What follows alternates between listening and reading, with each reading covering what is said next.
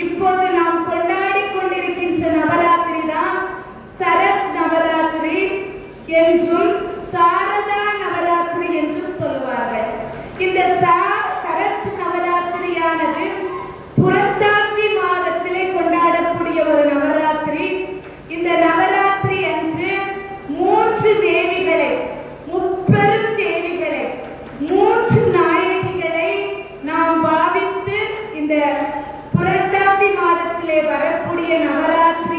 கொண்டாடி கொண்டிருக்கின்றோம்.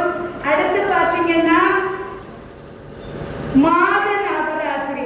இந்த மாக நவராத்திரியை ஷியாமலா நவராத்திரி என்று சொல்வதும் வழக்கம் உண்டு. இந்த நவராத்திரியானது மாசி மாதத்திலே கொண்டாடக்கூடிய ஒரு நவராத்திரி. இந்த நவராத்திரியும் மிகவும் சிறப்பான ஒரு நவராத்திரி தான். அடுத்து பார்த்தீங்கன்னா வசந்த நவராத்திரி. இந்த நவராத்திரியானது வைகாசி சித்திரை மாதங்களிலே இந்த நவராத்திரியானது கொண்டாடப்படுகின்றது. ஆனால் இந்த 4 நவராத்திரிகளிலும் மிகவும் விசேஷமாக இருப்பது எந்த நவராத்திரி அப்படின்னு பார்த்தீங்கன்னா, நாம இப்போது கொண்டாடி கொண்டிருக்கின்ற சரத் என்று சொல்லக்கூடிய சாரதா நவராத்திரி தான் மிகவும் சிறப்பான நவராத்திரி. நவராத்திரி அப்படின்னா என்ன அப்படின்னு நம்ம தெரிஞ்சுக்கணும். நவம் என்றால் 9 என்று பொருள்படும். ராத்திரி என்றால் இரவு என்று பொருள்படும். 9 இரவுகள் கொண்டாடக்கூடிய ஒரு ராத்திரி தான் நவராத்திரி ஆகும். இந்த நவராத்திரியை காஞ்சி மகா சுவாமிகள் மிகவும் சிறப்பாக சொல்வார்கள். வடநாட்டிலே இந்த நவராத்திரியானது மிகவும் சிறப்பாக கொண்டாடப்படுகின்றது. அம்பிகையை காளி ரூபமாக வணங்குவார்கள். அதாவது நம்முடைய ராமர் வந்து ராவணனிடத்திலே போருக்கு செல்கின்ற பொழுது நம்முடைய காளி தேவியை வணங்கிவிட்டு 9 நாட்கள் இந்த போரானது நடந்ததாம். அதைதான் அந்த வடநாட்டிலே நவராத்திரியாக கொண்டாடுகின்றார்கள். இன்னொரு விஷயம் நாம தெரிஞ்சிருக்கணும். இந்த வடநாட்டிலே ஒரு மன்னன் வந்து ஆட்சி செய்து கொண்டிருந்தான். அந்த மன்னன் காளி தேவியை வணங்கக்கூடியவனாக இருந்தார். காளி தேவியை தினமும் வணங்குவானாம். எப்படின்னா, அந்த காளி தேவிக்கு அவன் எந்த ஒரு பொருளை வைக்கின்றானோ அந்த பொருள் 1000 எண்ணம் கொண்டதாக இருக்குமா. ஒரு தேங்காய் வைத்தான் என்று சொன்னால் 1000 தேங்காய்களை அந்த காளி தேவிக்கு படைத்து வழிபடுவானாம். பழம் என்று சொன்னால் 1000 வாழைத்தார்களை வைத்து அவன் வணங்குவானாம். இப்படி அவன் எந்த பொருளை அந்த காளி தேவிக்கு வைத்து வணங்கினாலும் 1000 வைத்து வணங்கக்கூடிய ஒரு வழக்கத்தை வைத்து அவன் அந்த மன்னன் அங்கே வாழ்ந்து வருகின்றான். ஒரு நாள் இந்த அம்மா வந்து அந்த மன்னனுடைய கனவிலே சென்று, நீ இவ்வளவு காலம் என்னை வைத்து வணங்கியிருக்கின்றாய், இனி என்னால் இந்த ஊரிலே இருக்க முடியாது. ஆகவே நீ என்னை ஒரு பேழைக்குள் வைத்து ஆற்றிலே விட வேண்டும் அப்படின்னு சொல்றான். சொன்ன மறுகணமே பார்க்கிறான் அந்த மன்னன். இத்தனை காலம் இந்த காளி தேவியை வைத்து நான் வணங்கினேனே, எப்படி நான் இவளை அப்படியே ஆற்றிலே விடுவது என்று மனம் கலங்கினானாம். அப்போதுதான் அவன் நினைக்கின்றான், ஒரே இடத்தில் இருந்து இந்த காளி தேவியானவள் அருள்பாலித்துக் கொண்டிருக்கின்றாளே, இன்னும் பல இடங்களுக்கு சென்று இந்த காளி தேவியானவள் அருள்பாலிக்க வேண்டும் என்ற எண்ணத்தோடுதான் நம்மிடம் இப்படி வந்து சொல்லியிருக்கின்றாள் என்று நினைத்து ஒரு பேழையை எடுத்து அந்த பேழைக்குள்ளே அந்த காளி தேவியை எடுத்து மூடி அந்த அம்மா சொன்னபடியே ஆற்றிலே விடுகின்றார். ஆற்றிலே விட்டால் தாயானவள் திருமலைப்பட்டி என்று சொல்லக்கூடிய அந்த திருத்தலத்திலே கரை ஒதுங்குகின்றாள். கரை ஒதுங்கின பொழுது அங்கே சில பேர் அந்த பேழையை பார்க்கின்றார்கள். பார்த்த மறுகணமே அந்த பேழையை எடுக்கின்றார்கள். எடுத்து திறந்து பார்த்தால் அது எப்படி அந்த மன்னன் வைத்து அனுப்பினானோ, வெற்றிலைப்பாக்கு, எலுமிச்சை பழம், மாலைகள் எல்லாம் வைத்து எப்படி அவன் அனுப்பினானோ அது சற்று கூட வாடாமல் அப்படியே அந்த பேழைக்குள்ளே இருந்ததா.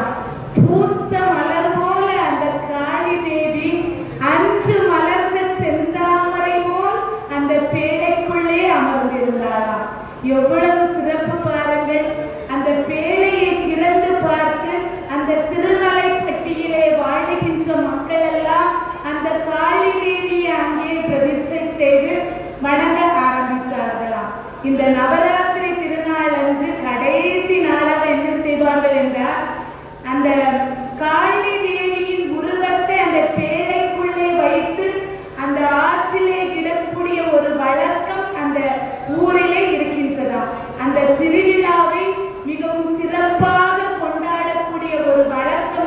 இருந்திருக்கிறது என்று சொன்னால் நம்முடைய அந்த காளி தேவியினுடைய சிறப்பும் அவளுடைய மகிமையும் எவ்வளவு மிக அருமையாக இருந்திருக்கிறது அப்படிங்கிறதை நாம் உணர்ந்து கொள்ள வேண்டும். அடுத்து பார்த்தீங்கன்னா இந்த வட இந்தியாவில் அப்படியே கொஞ்சம் வந்தோம் என்றால் மேற்கு பகுதி வங்காள தேசம். அந்த வங்காள தேசத்திலே பார்த்தீர்கள் என்று சொன்னால் நம்முடைய தேவியை துர்கா தேவியாக நினைத்து வழிபாடுவார்களாம். அந்த வங்காள தேசத்திலிருந்து துர்கா தேவி இமயமலையிலே இருக்கக்கூடிய எம்பெருமான் சிவபெருமான் இருக்கக்கூடிய இடத்திலே அங்கே அந்த இமயமலையானது புகுந்த வீடாக கருதப்படுகின்றதா. இந்த நவராத்திரிக்கு முந்தைய தினம் இந்த துர்கா தேவியானவள் இமயமலையிலே இருந்து புறப்பட்டு இந்த வங்காள தேச பகுதிக்கு வருவாளாம். அங்கே இருக்கக்கூடிய ஒவ்வொரு வீடும் இந்த தேவிக்கு பிறந்த வீடா. அங்கே வந்து அந்த இரவு முழுவதும் தாயானவள் வெளியே தங்குவாளாம். வெளியே தங்கி அங்கே இருக்கக்கூடிய செடி கொடி மரங்கள் எல்லாவற்றையும் பார்த்து மகிழ்வாளாம். ஏனென்றால் அந்த செடி கொடிகளுக்கெல்லாம் நம்முடைய துர்கா தேவியாக இருக்கக்கூடிய நம்முடைய ஆதி சக்தியாக இருக்கக்கூடியவள் தண்ணீர் விட்டு வளர்த்த செடி கொடிகளாம். அதனால அன்று இரவு முழுவதும் அந்த செடி கொடிகளை எல்லாம் பார்த்து மகிழ்ந்து விட்டு அதற்கு அடுத்த நாள் காலையிலே ஒவ்வொரு வீட்டுக்கும் தஞ்சம் புகுவாளாம். அந்த வீட்டிலே தன்னுடைய பிறந்த வீடாக எண்ணி அந்த வீட்டிலே 9 நாட்கள் இருப்பாளாம்.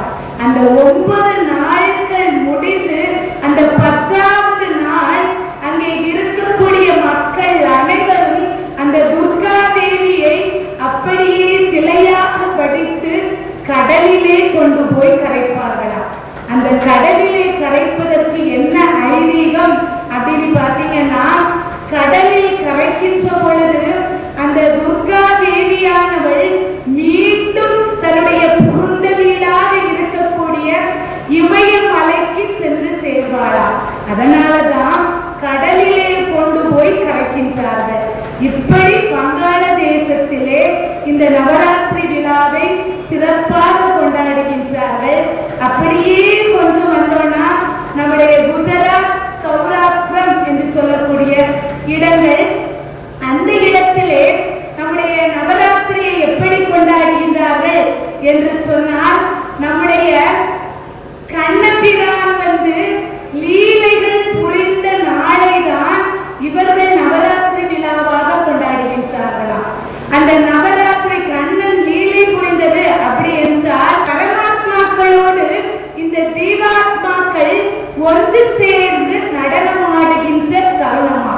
அந்த தருணத்திலே இந்த 9 நாட்களும் அங்க தாண்டிய நடனம் என்று சொல்லக்கூடிய நடனம் எல்லாம் அங்கே நிகழ்த்தி பலவிதமான போட்டிகளை எல்லாம் வைத்து இந்த நவராத்திரி விழாவை குஜராத் சௌராஷ்டிரம் என்று சொல்லக்கூடிய மாநிலத்தில் எல்லாம் கொண்டாடுவதை வழக்கமாக வைத்திருக்கின்றார்கள். நம் இடத்துல நம்ம தென்னிந்தியாவில் பார்த்தீங்கன்னா எப்படி கொண்டாடுகின்றார்கள் அப்படின்னு பார்த்தீங்கன்னா, மஞ்சள் குங்குமம் நவராத்திரி மங்கள சுபராத்திரி மங்கையர் மகிழ்ந்திடும் அருள்ராத்திரி இது சிங்கார நவராத்திரி துர்கா லட்சுமி சரஸ்வதி பாதம் சரணடைவோம்.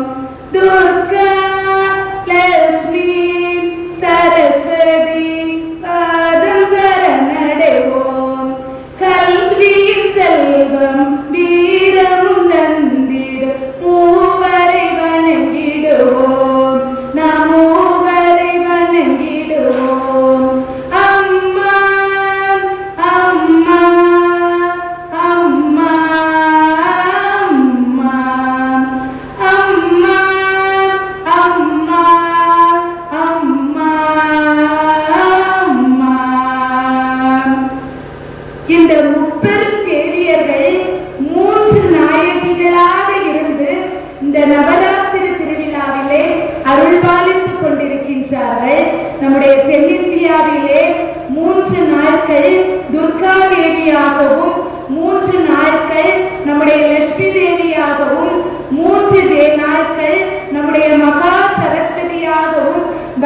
இந்த நவராத்திரியை மிகவும் சிறப்பாக நாம் கொண்டாடி கொண்டிருக்கின்றோம். துர்கா தேவி என்று நாம் எடுத்துக்கொண்டோம் என்று சொன்னால் வீரத்திற்கு மிகுதியாக இருக்கக்கூடியவள் தான் இந்த துர்கா தேவி. இந்த துர்கா தேவி என்று சொன்னால் குற்றங்களை களைந்து நம்மளை காக்கக்கூடியவள் தான் துர்கா தேவி. குற்றங்களிலிருந்து நம்மளை பாதுகாத்து அவளுடைய அருள் மழையை பொழியக்கூடிய தேவியாக இருந்து அருள் பாலித்துக் கொண்டிருக்கின்றார். அடுத்து பாத்தீங்கன்னா ஸ்ரீ மகாலட்சுமி. மகாலட்சுமி என்றால் நம்ம என்ன நினைப்போம்? செல்வம், பணம் அப்படிங்கிறத நம்ம நினைப்போம். அது கிடையாது. மகாலட்சுமி என்று நாம் எடுத்துக்கொண்டால் ஆதாரத்தை நமக்கு அள்ளி அள்ளி கொடுக்கக்கூடியவளாக இருக்கின்றார். அப்படிப்பட்ட தாய்தான் இந்த மகாலட்சுமி தாயானவள். இந்த துர்கா தேவியானவள் குற்றங்களை களைந்து இந்த மகாலட்சுமி தாயானவள் ஆதாரங்களை எல்லாம் சேர்த்து இந்த ஸ்ரீ மகா சரஸ்வதியாக இருக்கக்கூடியவள் ஞானத்தை நமக்கு அள்ளி அள்ளி கொடுக்கக்கூடிய, ஞான மலர்களை அள்ளி அள்ளி தூவக்கூடிய மகா சரஸ்வதியாக இருக்கின்றார்கள். குற்றங்களை களைந்து ஆதாரங்களை சேர்த்து ஞானத்தை நாம் சேர்த்துக் கொள்ளக்கூடிய ஒரு பண்டிகை தான் இந்த நவராத்திரி பண்டிகை. இந்த நவராத்திரி பண்டிகை எவ்வாறு உருவானது அப்படிங்கிறதை நாம் தெரிந்து கொள்ள வேண்டும். அதாவது ஒரு காலத்துல வரமுனி என்று சொல்லக்கூடிய ஒரு முனிவர் ஆழ்ந்த தவத்தில் ஈடுபட்டு கொண்டிருந்தார். ஆழ்ந்த தவம், மிகுந்த தவத்திலே அப்படியே அம்பிகையை நினைத்து தவம் செய்து கொண்டிருந்தார். அப்போது அகத்திய முனிவர் அவரை காண்பதற்காக வருகின்றார். அகத்திய முனிவர் இவரை காண்பதற்கு வந்த பிறகும் அகத்திய முனிவர் வந்திருக்கின்றார் என்று தெரியாமல் அப்படியே ஆழ்ந்த தவத்தில் இந்த வரமுனி இருக்கின்றார். நம்முடைய அகத்திய முனிவர் பார்க்கின்றார். அவர் உருவத்தில் மிகவும் சிறுமையாக இருக்கக்கூடியவர். நான் வந்திருப்பது தெரியாமல் தவத்தில் ஆழ்ந்து கொண்டிருக்கின்றாரே என்று சொல்லி கோபத்திலே சாபத்தை கொடுத்து விடுகின்றார். நீ எருமை மாடாக பிறக்க கடவுது, அதாவது எருமை தலையும் மனித உடலும் கொண்டவனாக பிறக்க கடவுது அப்படிங்கிற சாபத்தை அகத்திய முனிவர் கொடுத்து விட்டு போய்விடுகின்றார்.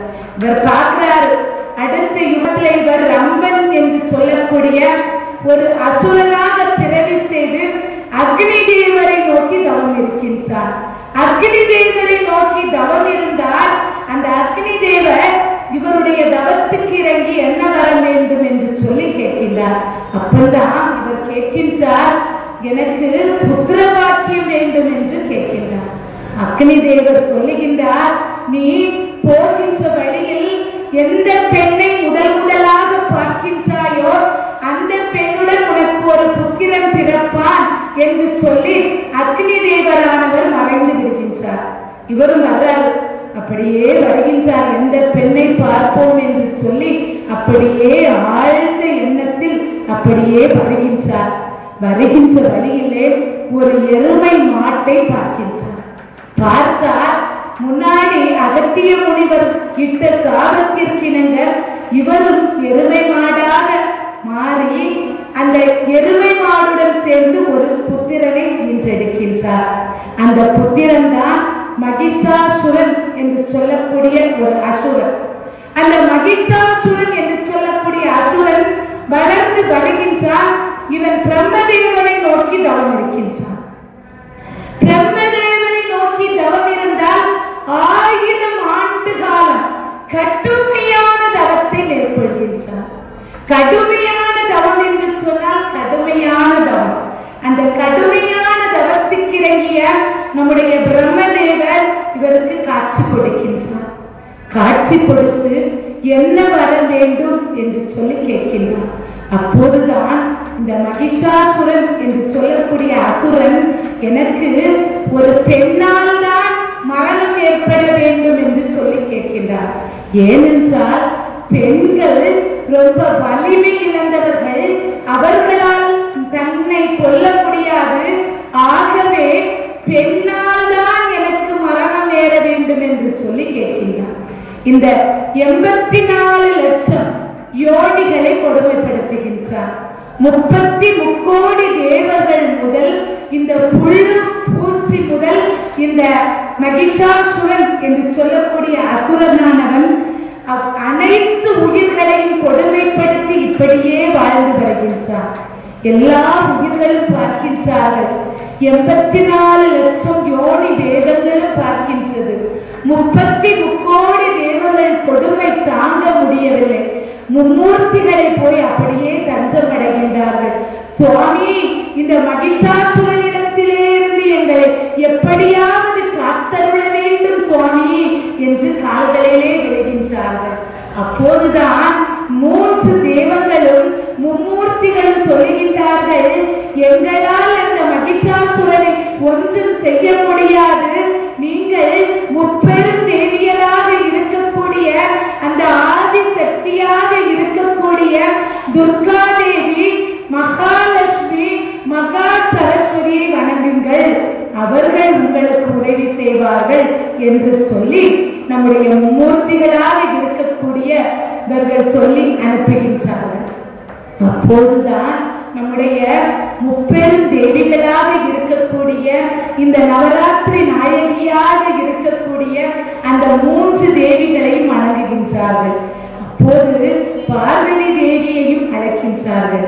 அந்த பார்வதி தேவியானவள் 3 தேவிகளையும் உள்ளடக்கி ஆதி சக்தியாக மகா காளியாக இருக்கின்றார்.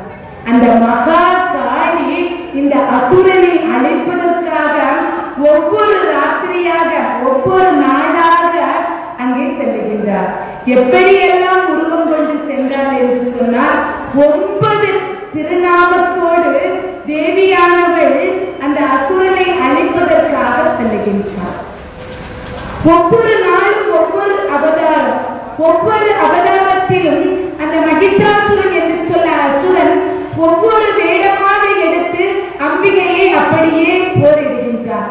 கடைசியாக பெண்ணாக 3 சக்தியாக உருமாறி நம்முடைய ஆதி சக்தி மகா காளியாக மாறி மகிஷாசுரன் என்று சொல்லக்கூடிய அசுரனை வதம் செய்கின்றார். அதாவது இந்த நவராத்திரியின் 10வது நாளுதான் அந்த மகிஷாசுரன் என்று சொல்லக்கூடிய அந்த அசுரனை தாய் வதம் செய்து நாம் இந்த நவராத்திரி விழா நிறைவு நாளாக நாம் கொண்டாடி கொண்டிருக்கின்றோம். அவ்வளவுக்கு சிறப்பு. இந்த மகா நவராத்திரியை விரதம் இருந்து தன்னுடைய கணவனாரையும் மீட்டெடுத்தாலாம் ஒரு தாய். எத்தனையோ பதி விரதைகள் இந்த உலகத்திலே உண்டு. அந்த இந்த உலகத்திலே எத்தனையோ பதி விரதைகள் உண்டா. அந்த பதி விரதைகளில் மிகவும் சிறப்பான ஒருத்தி உண்டு என்று சொன்னால் நம்முடைய சாவித்ரி தேவி தான். பஞ்ச கன்னியர்களில் ஒருத்தியாக இருக்கக்கூடிய நம்முடைய சாவித்ரி தேவியானவள் அஸ்வினி என்று சொல்லக்கூடியவருக்கும் மாளவி என்று சொல்லக்கூடியவர்களுக்கும் மகளாக பிறக்கின்றார். மகளாக பிறந்த இவள் தியூமத்சேனன் என்று சொல்லக்கூடிய ஒரு மன்னனுடைய மகனை நந்தவனத்திலே பார்க்கின்றார். அதுதான் சத்தியவான் என்று சொல்லக்கூடியவர். இந்த சத்தியவானை பார்க்கின்ற சாவித்திரி சத்தியவானிடத்திலே காதல் கொள்கின்றார். மணந்தால் நான் சத்தியவானை தான் மணப்பேன் என்று சொல்லி தீர்க்கமாக இருக்கின்றார். அப்போது அந்த அரண்மனைக்கு நாரதர் வருகின்றார். நாரதர் வந்து அவருடைய பெற்றோரிடத்திலே சொல்லுகின்றார்கள், சத்தியவான் வந்து குறைந்த ஆயுளை கொண்டவன், சாவித்திரியை திருமணம் செய்து கொண்டால் விரைவில் அவன் வந்து இறக்க நேரிடும். அதனால சாவித்திரியை சத்தியவானுக்கு திருமணம் செய்து கொடுக்க வேண்டாம் என்று சொல்லி அந்த நாரதர் வந்து அவருடைய பெற்றோரிடத்திலே சொல்லுகின்றார். ஆனால் நான் முதலில் காதல் கொண்டது சத்தியவானிடத்தில் தான். ஆகவே நான் மணந்தால்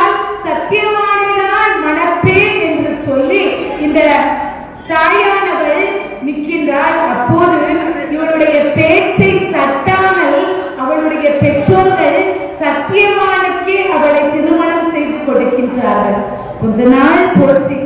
என்ன ஆகுதுன்னா, அந்த தீபசேனன் என்று சொல்லக்கூடிய அவருடைய மாமனார் நாட்டை இழக்கின்றார். மாமனாரும் மாமியாரும் அவருடைய கண்களை இழக்கின்றார்கள். அவளுடைய கணவனார் நோய்வாய்ப்படுகின்றார். மூவரையும் அழைத்துக் கொண்டு ஒரு காட்டுக்கு சாவித்திரி வருகின்றார். வந்தாலும் அவளுடைய அன்பானது ஒரு எல்லளவும் மாறவில்லை.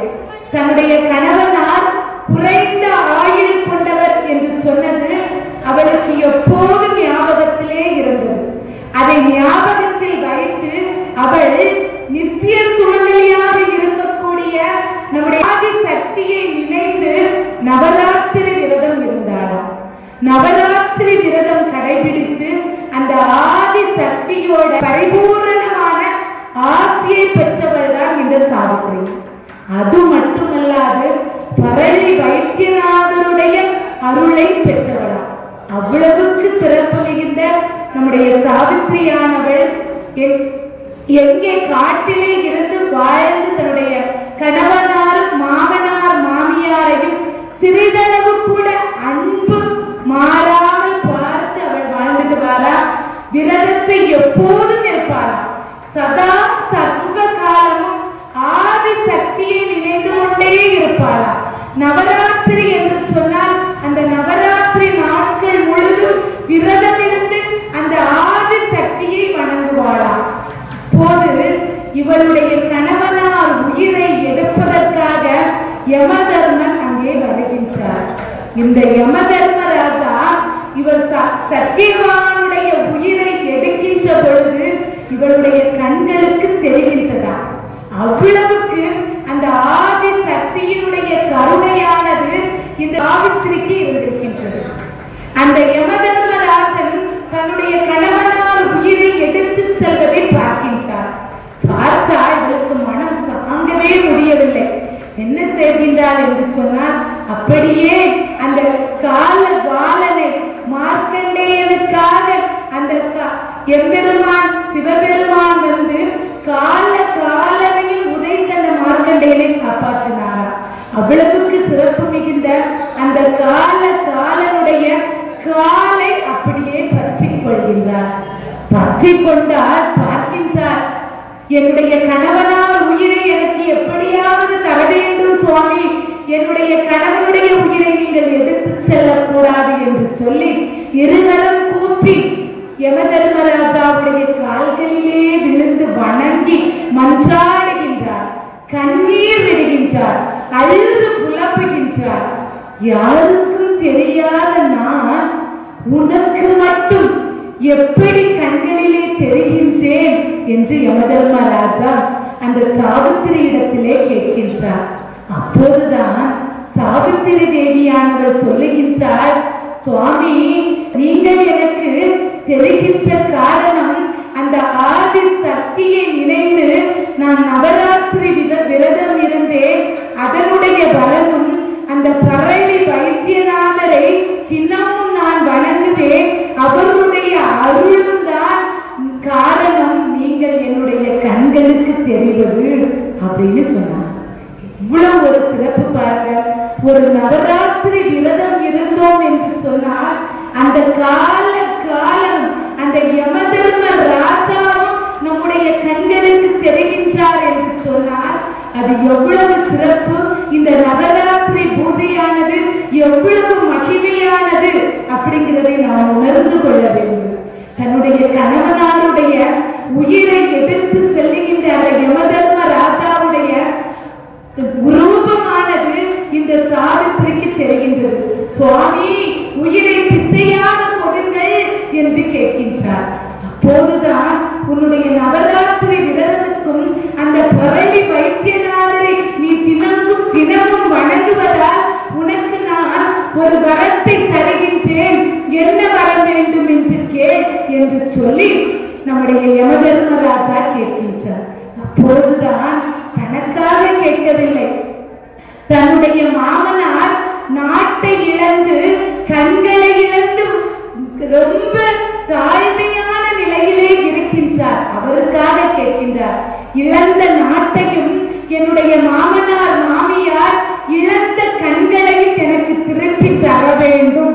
என்று சொல்லி அந்த யமதர்ம ராஜாவிடத்திலே அந்த வரத்தை கேட்கின்றார். யமதர்ம ராஜாவும் தந்தேன் என்று சொல்லிவிட்டு அப்படியே நகர்ந்து செல்லுகின்றார். போயிட்டே இருக்கிறார். அம்மா வரத்தை வாங்கிட்டார். வாங்கின மறுகணமே இழந்த நாடும் இழந்த கண்ணானதும் அவளுடைய மாமனார் மாமியாருக்கு கிடைக்கின்றது. அவர்கள் சிறப்பாக வாழ ஆரம்பிக்கின்றார்கள். இந்த அம்மா யமதர்ம ராஜாவை விடுவதாக இல்லை. மீண்டும் அவளுடைய கணவனாருடைய உயிரை எப்படியாவது எடுத்துவிட வேண்டும் என்று சொல்லி அப்படியே யமதர்ம ராஜா பின்னாடியே செல்லுகின்றார். கொஞ்ச தூரம் போறார். திரும்பி பார்க்கின்றார் யமதர்ம ராஜா. அம்மா, உனக்கு வரத்தை நான் தந்து விட்டேனே, மீண்டும் என் பின்னாடி நீ வருகின்றாயே, என்ன காரணம் அம்மா என்று சொல்லி கேட்கின்றார். சுவாமி, என்னுடைய கணவனாருடைய உயிரை நீங்கள் திருப்பி தர வேண்டும் சுவாமி அப்படின்னு சொல்லுகின்றார். நான் உன்னுடைய எடுத்த உயிரை திரும்ப கொடுப்பது என்று சாத்தியமாகாது. அதனால நான் உனக்கு மீண்டும் வேறு ஒரு வரம் தருகின்றேன் என்று யமதர்மராஜா சொல்லுகின்றார். அப்படியா சுவாமி, என்ன வரம் வேண்டும் என்று யமதர்மராஜா அந்த சாவித்திரி இடத்திலே கேட்கின்றார். சுவாமி, நான் என்னுடைய தாய் தந்தையருக்கு ஒரே மகள். ஆகவே என்னுடைய தாய் தந்தையருக்கு ஒரு புத்திர பாக்கியத்தை மீண்டும் நீங்கள் அருள வேண்டும் என்று சொல்லி அந்த யமதர்ம ராஜாவிடத்திலே கேட்கின்றார். யமதர்ம ராஜாவும் பார்க்கின்றார். ஒரு கணம் கூட யோசிக்கவில்லை. தந்தேன் என்று சொல்லிவிட்டு அப்படியே மீண்டும் அவர் கிளம்பி செல்லுகின்றார். கொஞ்ச தூரம் போயிட்டார். இந்த அம்மா என்ன செய்யறானா, யமதர்ம ராஜா யமலோகம் செல்லுவதற்கு முன்னாடி யமலோக வாசல் முன்னாடி போய் நிற்கிறார். யமதர்ம ராஜா வருகின்றார். வந்து பார்த்தா சாவித்திரியானவள் வாசலிலே நிற்கின்றார். நான் தான் உனக்கு எல்லா புகழும் தந்து விட்டேனே அம்மா, மீண்டும் இங்கே வந்து நிற்பது ஏன்?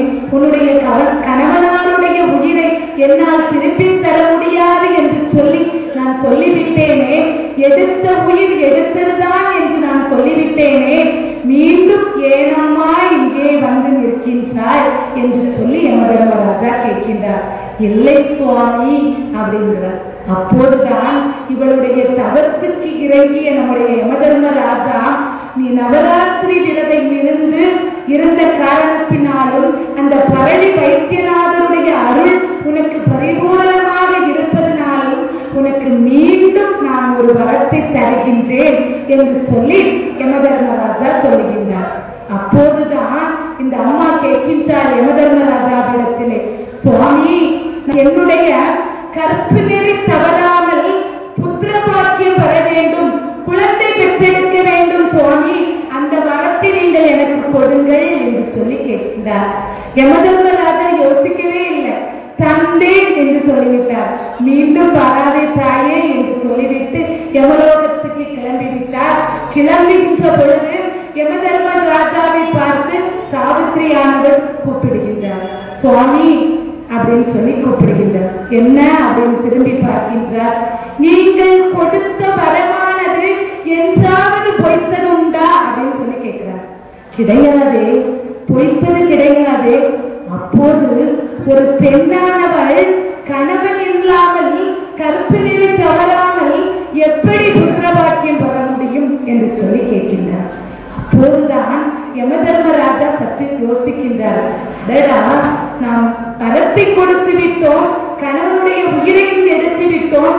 இந்த பெண்ணானவள் எவ்வளவு புத்திசாலியாக இருக்கின்றாள், இவளுடைய தவமானது எவ்வளவு சிறந்ததாக இருக்கின்றது அப்படின்னு நினைக்கிறார். அப்பதான் சாவித்திரி தேவியை பார்த்து நினைக்கிறார். சொல்லுகின்றார், அம்மா, உன்னுடைய தவத்துக்கு இறங்கிய நான் யாருக்கும் கொடுக்காத உயிரை, உன்னுடைய கணவனார் உயிரை மீண்டும் நான் உனக்கு தருகின்றேன். கற்பு நெறி தவறாமல் குழந்தை பெற்றெடுத்து இந்த உலகத்தில் பலகாலம் வாழ்ந்து பெரும்பேற்றை அடைவாயாக என்று சொல்லிவிட்டு யமதர்மராஜா யமலோகத்துக்கு சென்று விடுகின்றார். அந்த சத்தியவானுடைய உயிரை மீட்டெடுத்த சாவித்திரி. சத்தியவான் சாவித்திரி என்று சொன்னால் நம்ம தெரியாதவங்க யாருமே கிடையாது. அவ்வளவுக்கு சிறப்பு மிகுந்தவள் தான் நம்முடைய நம்முடைய சத்தியவான் சாவித்ரி என்று சொல்லக்கூடியவர்கள் இந்த நவராத்திரி விழாவிலே நாம் 3 தேவிகளை கொண்டாடுகின்றோம். அதாவது இச்சாசக்தி, கிரியாசக்தி, ஞானசக்தி. இச்சாசக்தியாக நம்ம துர்க்கை அம்மனை வழிபட்டு முடிகின்றோம். இந்த துர்க்கை அம்மையானவள் எல்லோருக்கும் வீரத்தை வழங்கக்கூடியவளாக இருந்து அருள் பாலித்துக் கொண்டிருக்கின்றார். அவளுடைய வீரத்தை எல்லாம் அள்ளி அள்ளி கொடுக்கக்கூடிய தாயாக இருக்கின்றார். அந்த தாய் தான் இந்த சத்தியவான் சாவித்திரிக்கு அருள் பாலித்து இந்த சாவித்திரிக்கு அவளுடைய கணவனாருடைய உயிரை கொடுத்திருக்கின்றார். அது எதனால் என்று சொன்னால் இந்த நவராத்திரியினுடைய விரதம் தான் முக்கிய காரணமாக அமைந்திருக்கின்றது. நவராத்திரியினுடைய மகிமைதான் சிறப்பாக அமைந்திருக்கின்றது. அடுத்து பாத்தீங்கன்னா மகாலட்சுமி. இந்த மகாலட்சுமியானவள் தோன்றிய வரலாறை நாம் தெரிந்திருக்க வேண்டும். அம்மா என்றால் அன்புடன் வருவாள் அன்னை மகாலட்சுமி. அருளும் பொருளும் அள்ளியே தருவாள் அன்னை மகாலட்சுமி. பொன்மாலையிலே தரிசனம் கொடுப்பாள் அன்னை மகாலட்சுமி. பொழுதும் என்னை வாழ்த்தி மகிழ்வாள் அன்னை மகாலட்சுமி. அம்மா என்றால் அன்புடன் வருவாள் அன்னை மகாலட்சுமி. அருளும் பொருளும் அள்ளியே தருவாள் அன்னை மகாலட்சுமி. அத்தனை சிறப்புக்குரியவள் தான் அன்னை மகாலட்சுமி. இந்த மகாலட்சுமி தேவியானவள் எங்கே அவதாரம் செய்தாள் அப்படிங்கிறத நாம தெரிஞ்சுக்கணும். நாமெல்லாம் நம்முடைய தெய்வங்களுடைய வாழ்க்கை வரலாற்றை எல்லாம் நாம் தெரிந்திருக்க வேண்டும். நிறைய பேர் பார்த்தீங்கன்னா நிறைய விரதங்கள் இருப்பார்கள், ஆனா எதற்கு இருக்கின்றோம் என்று அவர்களுக்கே தெரியாது. அந்த வகையிலே தான் அவர்கள் அந்த விரதத்தை கடைபிடிப்பார்கள். இப்போ நம்ம நவராத்திரி விரதம் இருக்கின்றோம், அந்த வரலாறு எல்லாம் எல்லோருக்கும் தெரியுமா என்றால் கண்டிப்பாக கிடையாது. நவராத்திரி அவ்வளவுதான், அப்படிதான் நினைச்சு கொண்டு நம்ம நவராத்திரியாவை கொண்டாடுகின்றோம். நாம் கொண்டாடுகின்ற ஒரு பண்டிகைகள் ஒன்றாக நினைத்து அந்த நவராத்திரியை நாம் கொண்டாடி கொண்டிருக்கின்றோம். அந்த நவராத்திரியினுடைய மகிமை எல்லாம் நமக்கு தெரியாமல் தான் இருக்கின்றது. அதையெல்லாம் இந்த மாதிரி சொற்பொழிவுகளை நாம் பார்க்கின்ற பொழுதுதான் அந்த நவராத்திரியினுடைய பெருமையும் இந்த 3 தேவிகளுடைய மகிமைகளும் நமக்கு தெரியும். அந்த வகையிலே 3வது நாளிலே இருந்து 3 நாட்கள் இந்த மகாலட்சுமி தேவியானவள் இருந்து அருள் பாலித்துக் கொண்டிருக்கின்றார். இந்த மகாலட்சுமி தேவியானவள் எப்படி அவதாரம் செய்கின்றார் என்று சொன்னால், இந்த 33 கோடி தேவர்களை பார்த்தீங்கன்னா ஒரு சமயம் அவர்களுக்கு நரை, திரை, மூப்பு, பிணி, சாக்காடம் என்று சொல்லக்கூடிய 5ம் வந்து விடுகின்றது. அப்போது இவர்கள் பார்க்கின்றார்கள், நரை என்றால் நரை முடி வந்து நரைத்து போய்விடுமா, திரை என்றால் அவர்களுக்கு முகங்களிலே சுருக்கம் ஏற்பட்டு விடுமா, அந்த மூப்பு என்று சொன்னால் வயது ஆகிவிடுவார்களா, பிணி என்று சொன்னால் நோய்வாய்ப்பட்டு விடுவார்களா. இப்படி இந்த முடி நரைத்து முகம் சுருக்கம் எழுந்து நோய்வாய்ப்பட்டு அப்படியே அந்த அவர்கள் எல்லாம் இறக்க நேரிட்டதா. இதைதான் நரை, திரை, பிணி, மூப்பு, சாக்காடம் என்று சொல்லுவார்கள். இதையெல்லாம் 33 கோடி தேவர்களுக்கெல்லாம் வந்துவிட்டதா. பார்க்கின்றார்கள், இந்த இறைவன் எம்பெருமானிடத்திலே போய் முறையிடுகின்றார்கள். அப்போது பிரம்மதேவத்தை போய் இந்த 33 கோடி தேவர்களும் முறையிடுகின்றார்கள். முறையிட்டா பிரம்மதேவர் சொல்லுகின்றார், நான் 2வது கட்டத்துக்கு வந்து விட்டேன். ஆகவே பார்க்கடலிலே வள்ளி கொண்டிருக்கின்ற அந்த விஷ்ணு பகவானை போய் வணங்குங்கள் அப்படின்னு சொல்றார். 33 கோடி தேவர்களை பார்த்து இந்த உலகத்தை படைக்கின்ற அந்த பிரம்மதேவனானவர் சொல்லுகின்றார், எனக்கும் நரையும் திரையும் வந்துவிட்டது. ஆகவே நீங்கள் அந்த விஷ்ணு பகவானை போய் பாருங்கள், அவர் உங்களுக்கு வழிகாட்டுவார் என்று சொல்லி அனுப்பி வைக்கின்றார். இந்த 33 கோடி தேவர்களும் பார்க்கடலிலே பள்ளி கொண்டிருக்கின்ற அந்த பஞ்சனையிலே பள்ளி கொண்டிருக்கின்ற அந்த பகவானை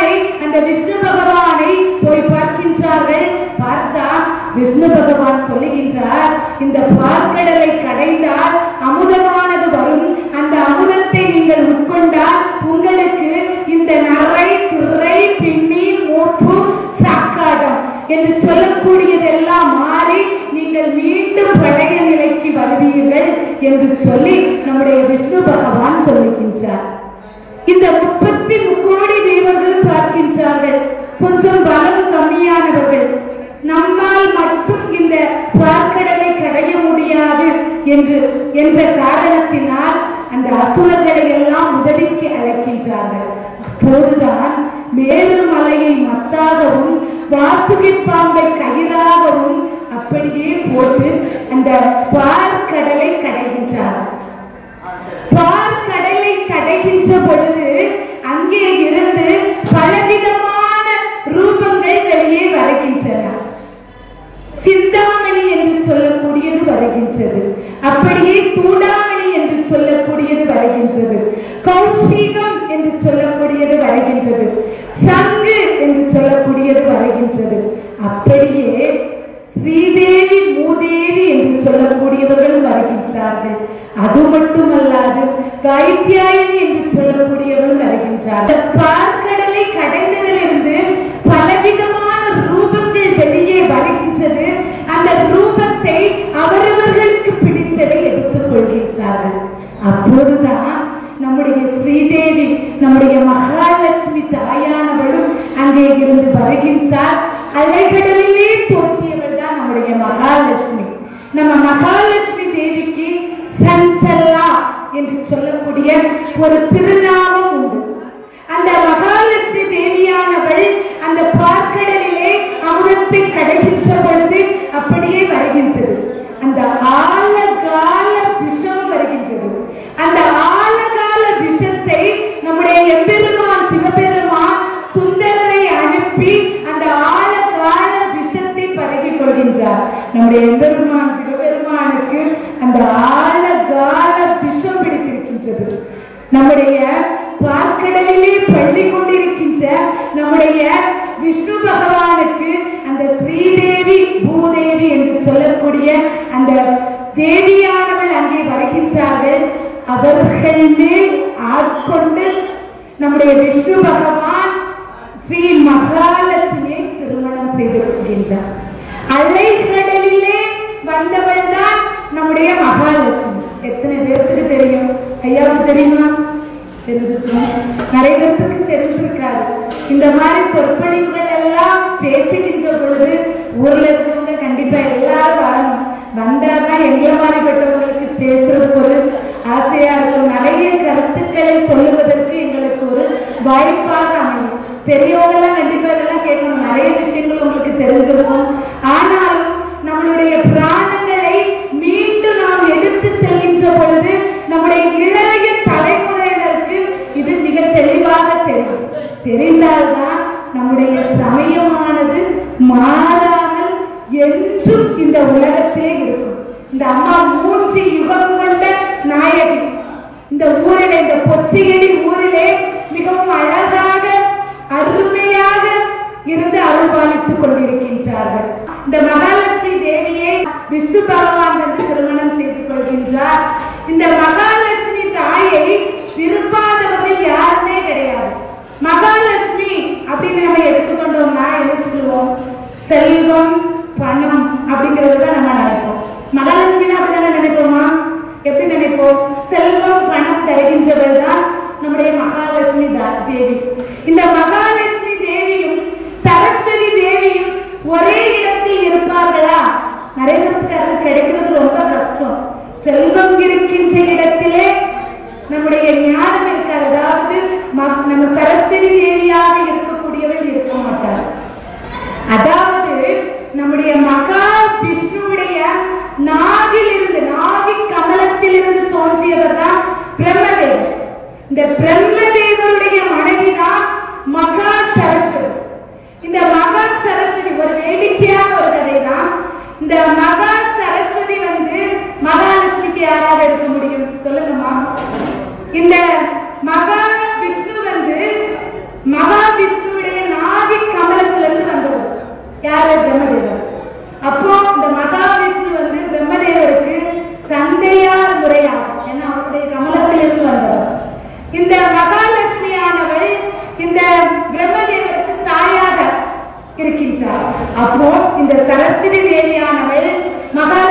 யாரு? மருமகள். மாமியார் மருமகள்லாம் தெரியும், அவ்வளவுக்கு சிறப்பு. அப்ப மகன், இது ஒரு வேடிக்கையான கதை தான், உங்களுக்கு புரிகிறதுக்காக சொல்லிக் கொண்டிருக்கின்றேன். இந்த மகாலட்சுமி தேவியானவள் இந்த சரஸ்வதி தேவிக்கு மாமியார் முறையாகவும், இந்த சரஸ்வதி தேவியானவள் மகாலட்சுமி மருமகளானவள். மாமியார் மருமகள் என்றாவது ஒரே இடத்தில் இருந்திருக்கின்றார்களா? மாமியார் மருமகள் ஒரே இடத்துல இருந்தால் சண்டை தான் வரும், பிரச்சனைகள் தான் வரும். ஆனா இந்த ரெண்டு பேரும் இருக்கின்றார்கள் என்று சொன்னால் எப்படிப்பட்ட இடத்துல இருப்பாங்க அப்படின்னா, ஆன்மீகமான செல்வம் இருக்கக்கூடிய இடத்திலும் தாத்ரீகமான ஞானம் இருக்கக்கூடிய இடத்திலும் இந்த மகாலட்சுமியும் சரஸ்வதி தேவியும் ஒருமுகமாக அவர்களுக்கு இருப்பார்கள். எவ்வளவு சிறப்பு பார்த்தீங்களா? நம்ம தேவிகளை வணங்குகின்ற பொழுது மனதார நம்முடைய பக்தி அப்படிங்கிறதை, நம்ம ஆழ்ந்த மனதில் இருந்து வரக்கூடிய பக்தி தான் நம்ம தேவிகள் மீது வைக்கக்கூடிய பக்தி.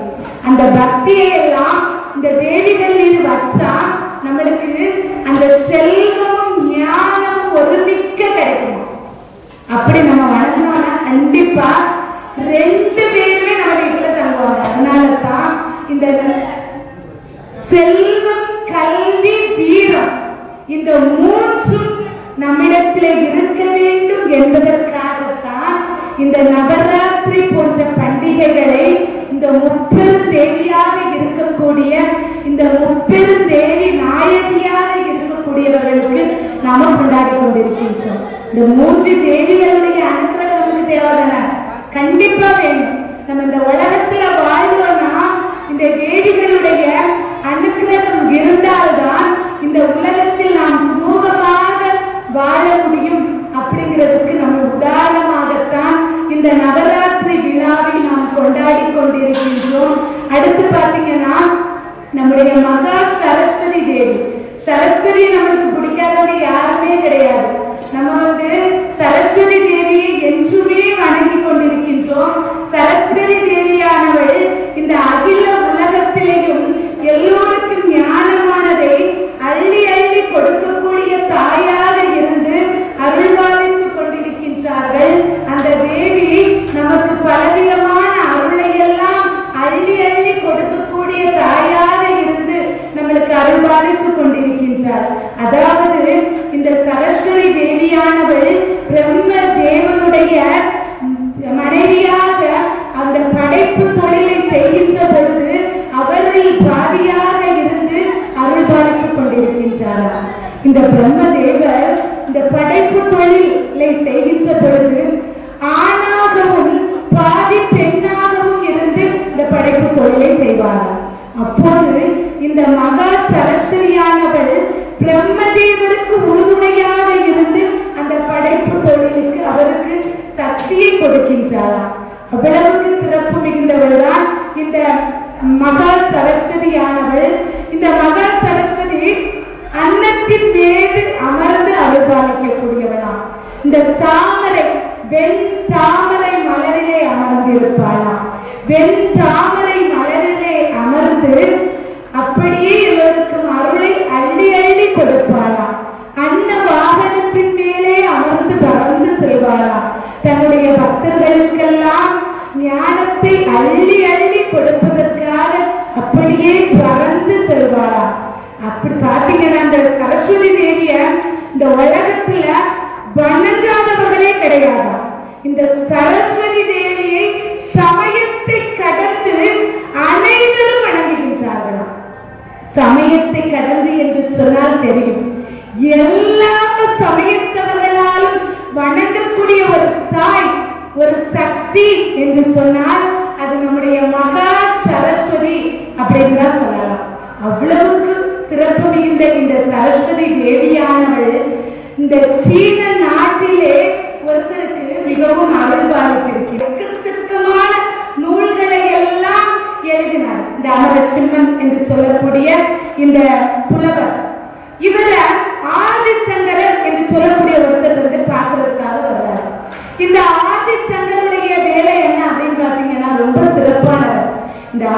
சங்கரனுடைய வரலாறு ஒண்ணு உண்டு. இவர் ரொம்ப எளிமையா இருப்பார். இவருக்கு ஒரு 6.5 வயசு இருக்குமா. 6.5 வயசு இருக்கக்கூடிய நேரத்துல இவர் என்ன செஞ்சாரா, ஒரு எளிமையான ரொம்ப எளிமையா இருப்பார். அவர் வந்து பிச்சை எடுத்துதான் உணவு உட்கொள்வார். அப்போ அப்படியே வந்துட்டே இருக்கிறார். வந்துட்டே இருக்கும்போது ஒரு வீட்டு வாசல்ல இருக்கு பாக்குறாரு. பார்த்தா அங்க இருந்து இந்த ஒரு அம்மா வந்து உள்ளே கூரை வீடு இருந்துச்சு. கூரை வீட்டுல அப்படியே பாவமா உட்கார்ந்துருந்தா அந்த ஆடைகள் எல்லாம் அப்படியே கிழிந்து அப்படியே இருக்கின்றது. கிழிந்து அம்மா பிச்சா தூக்கி அப்படின்னு கேட்கிறார். கேட்ட அந்த அம்மா வெளியே வந்து பிச்சை போடுறதுக்கு அப்படியே மனம் வந்து உள்ளே இருந்து ஒரு நெல்லிக்கனியை எடுத்து போடுகின்றது. நெல்லிக்கனியை போட்டால் அந்த நெல்லிக்கனியானது ஆதிசங்கரனுடைய அப்படியே அந்த பாத்திரத்திலே வந்து விழுகின்றது. அப்படியே எப்படி ஜன்னலோடு பார்க்கிறார். பார்த்தா இந்த அம்மா கந்தல் ஆடையோடு இருக்கின்றார். பார்க்கிறார். அப்போதுதான் மகாலட்சுமியை வேண்டுகின்றார். இந்த தங்க நெல்லிக்கனியான இந்த பூரையை பிரித்து விடுவதற்கு அருள்பாலித்தார் அம்பிகையானார். அவ்வளவுக்கு சிறப்பு மிகுந்தவர் தான் இந்த ஆதிசங்கரர். இந்த ஆதிசங்கரர் வந்து தேசாந்திரமாக செல்லக்கூடியவர். அப்போ இந்த அமரசிம்மன் என்று சொல்லக்கூடிய இந்த புலவரை பார்ப்பதற்காக அப்படியே வருகின்றார் இந்த ஆதிசங்கரர். இவரை பார்க்கிறார். பார்த்தா உனக்கு எல்லாம் தெரியுமா அப்படின்னு சொல்லி கேட்கிறாரு. நான் கேட்கின்ற கேள்விகளுக்கெல்லாம் உன்னால் பதில் சொல்ல முடியுமா என்று சொல்லி கேட்கின்றார். பார்க்கிறார் அந்த அமரசிம்மர். என்னால் முடியுமே என்று சொல்லுகின்றார். நீ கேட்கின்ற கேள்விகளுக்கெல்லாம் என்னால் பதில் சொல்ல முடியும். ஆனா இந்த அமரசிம்மன் என்று சொல்லக்கூடியவர் நம்முடைய இந்து சமயத்தை சார்ந்தவர் கிடையாது, சமண சமயத்தை சார்ந்தவர். ஆனா நம்முடைய ஆதி சக்தி மீது அவர் வந்து ரொம்ப பக்தி கொண்டவர். நம்ம மகா சரஸ்வதி மீது ரொம்ப பக்தி கொண்டவர். மகா சரஸ்வதியோட பரிபூர்ண கடாட்சமானது அவருக்கு இருந்தது. அப்பதான் சொல்றாரு, நீங்க கேட்கின்ற கேள்விகளுக்கெல்லாம் நான் பதில் சொல்கின்றேன். ஆனால் நான் பதில் சொல்கின்ற பொழுது ஒரு திரையை போட வேண்டும் என்று சொல்லுகின்றேன். சரி என்று அந்த அமரசிம்மன் ஒப்புக்கொள்கின்றார்.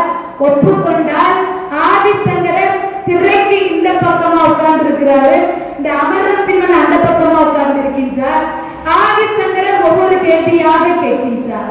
இந்த அமரசிம்மன் அப்போதுதான் ஒரு கலசத்தை இங்கே வச்சிருப்பாங்க. கலசம் மேலே அந்த அம்மனாக பாவித்து நம்ம அந்த ஆதி சக்தியாக பாவித்து அந்த கலசம் வைத்திருப்போம். 3 தேவியரை அந்த கலசத்திலே வைத்து நாம வணங்குவோம். இந்த அமரசிம்மன் என்ன செய்தார்னா, ஒரு கலசத்தை எடுத்து அவருடைய முன்னாடி வைத்து அந்த மகா சரஸ்வதியை அதிலே ஆவாகனம் செய்கின்றார். மகா சரஸ்வதியிலே அதிலே ஆவாகனம் செய்து அப்படியே சரஸ்வதி தேவியை மனமாற வணங்குகின்றார். வணங்கினா அந்த சரஸ்வதி தேவி இவருக்கு பரிபூர்ண கடாட்சத்தை கொடுக்கின்றார். அந்த திரையானது இடப்பட்டிருக்கின்றது. அந்த திரை இடப்பட்டிருக்கின்றது. ஆதிசங்கரர் இங்கே அமர்ந்திருக்கின்றார். ஒவ்வொரு கேள்வியாக கேட்கின்றார். இந்த அமரசிம்மன் அந்த கேள்விகளுக்கெல்லாம் உடனடியாக ஒரு கணம் கூட தாமதிக்கவில்லை. பதில்களை எடுத்து சொல்லிக்கொண்டே இருக்கின்றார். இதற்கு ஏதாவது ஒரு கேள்விக்கு விடை தெரியவில்லை என்று சொன்னால் மகா சரஸ்வதி அதற்கு விடையை சொல்கின்றார். எவ்வளவு சிறப்பு பாருங்க, எவ்வளவு அழகாக ஒரு அற்புதத்தை அருளியிருக்கின்றார் மகா சரஸ்வதி. இவர்களுக்குத்தான் நாம் ஞானத்தை கொடுக்க வேண்டும் என்று பார்க்க மாட்டார். யார் அந்த தேவியை வணங்கினாலும் அந்த தேவி அருளை அள்ளி கொடுக்கக்கூடியவர். சமண மதத்தை சார்ந்த அந்த அமரசிம்மனுக்கும் நம்முடைய மகா சரஸ்வதியானவள் அருளை அள்ளி கொடுக்கின்றார். அப்பதான் இவர் பார்க்கிறார். திரை போட்டிருக்கின்றதுனாலதான் இவர் நாம் கேட்கின்ற கேள்விகளுக்கெல்லாம் உடனடியாக பதிலையெல்லாம் அள்ளி அள்ளி சொல்லிக் கொண்டிருக்கின்றார் அப்படின்னு பார்க்கிறார். பார்த்தா உடனே சொல்றார் ஆதிசங்கர், திரையை உடனடியாக எடுக்க வேண்டும். திரையை எடுத்தால்தான் அடுத்து நான் கேள்வி கேட்பேன் என்று சொல்லுகின்றார். அப்போது இவர் பார்க்கின்றார்கள். சொல்வதற்கு மறு பேச்சு சொல்ல முடியாமல் இடையில் இருக்கக்கூடிய திரையை எடுக்கின்றார். திரையை எடுத்த மறுகணமே அந்த மகா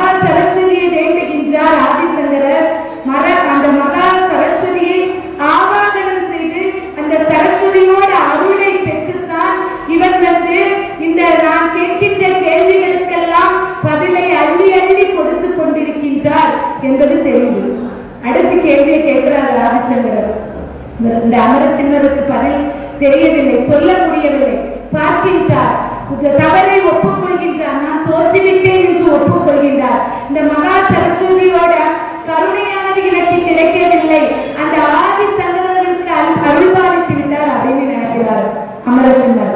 இவர் எழுதின நூல்கள் எல்லாம் பார்த்தார், எல்லாத்தையும் எடுத்து என்ன பண்றாருன்னா தீயிலே எரிகின்றார். போது ஆதிசங்கரர் பார்க்கின்றார், மிகுந்த வருத்தம் கொண்டு அப்படியே ஓடி போறார். எழுதிய நூல்கள் எல்லாம் அருமையான நூலாயிற்று, இதை நீங்கள் தீயில் இடலாமா என்று சொல்லி அப்படியே தடுத்து நிறுத்துகின்றார். இந்த சமண சமயத்தை சார்ந்த அந்த அமரசிம்மன் என்று சொல்லக்கூடிய ஒரு புலவர் எழுதிய ஒரு நூல் தான் அமரர் கோஷம் என்று சொல்லக்கூடிய ஒரு நூல். அவர் தீயில் இட்டதிலே அந்த ஒரு நூலை மட்டும்தான் ஆதி சங்கரராலே காப்பாற்ற முடிந்தது. இந்த சமண சமயத்திலே அந்த சமண அகராதி என்று ஒன்று உண்டு. அந்த நூலை எழுதியவர் இந்த அமரசிம்மர் தான். பௌத்த மதம், இந்த சமண மதத்தை சார்ந்தவர். இந்த சரஸ்வதியோட கடாட்சியம் இவருக்கு எப்படி நிறைந்திருக்கின்றது அப்படிங்கிறதை நாம் தெரிந்து கொள்ள வேண்டும். என்ன பார்த்தீங்கன்னா, இந்த சரஸ்வதி தேவியானவள் எல்லா இடத்திலும் நிறைந்திருப்பாள், எங்கு வேண்டுமானாலும் நிறைந்திருப்பாள். சரஸ்வதி தின நாளான இந்த பூஜையானது நம்ம குழந்தைகளுக்கெல்லாம் எழுத்தறிவு கொடுக்கக்கூடிய ஒரு நாள், அதாவது அச்சாரம் போடுகின்ற ஒரு நாள். அந்த அச்சாரம் என்று சொன்னால் முதலிலே பிள்ளைகளை பள்ளிக்கு அனுப்புகின்ற பொழுது அந்த நெல்லிலோ அரிசிலோ அந்த ஆகின்ற எழுத்தை எழுதி முதலிலே கையிலே சேர்ப்பார். அன்றைய தினம்தான். இன்னைக்கு புத்தகங்களை எல்லாம் அந்த சரஸ்வதி தேவிக்கு முன்னாடி வச்சு எனக்கு நல்லா படிப்பதா சாமி அப்படின்னு சின்ன பிள்ளைங்க எல்லாம் நினைப்பாங்க. சரஸ்வதி தேவி சரஸ்வதி நமஸ்துபியம் வரதே காம ரூபிணி வித்யாரம்பம் கரிஷ்யாமி என்று சொல்லக்கூடிய மந்திரத்தை சொல்லி சிறு குழந்தைகள் எல்லாம் மகா சரஸ்வதியை நினைந்து அப்படியே வணங்குகின்ற பொழுது மகா சரஸ்வதி எல்லா விதமான ஞானத்தை எல்லாம் அவர்களுக்கு அள்ளி அள்ளி கொடுக்கக்கூடிய ஒரு தாயாக இருந்து அருள்பாலிப்பாளாம். அவ்வளவுக்கு சிறந்தது. அதாவது இந்த குமரகுருவர் என்று சொல்லக்கூடியவர் நம்முடைய சரஸ்வதி தேவிக்கு சகலகலா வள்ளி மாலை என்று சொல்லக்கூடிய ஒரு நூலை எழுதியிருக்கின்றார். சகலகலா வள்ளி மாலை அந்த பாடலை நாம் பாடணும்னா ஞானம் நமக்கு முழுமையாக கிடைக்குமா? சில குழந்தைகளை பார்த்தீங்கன்னா ஞானம் ரொம்ப குறைவா இருப்பாங்க.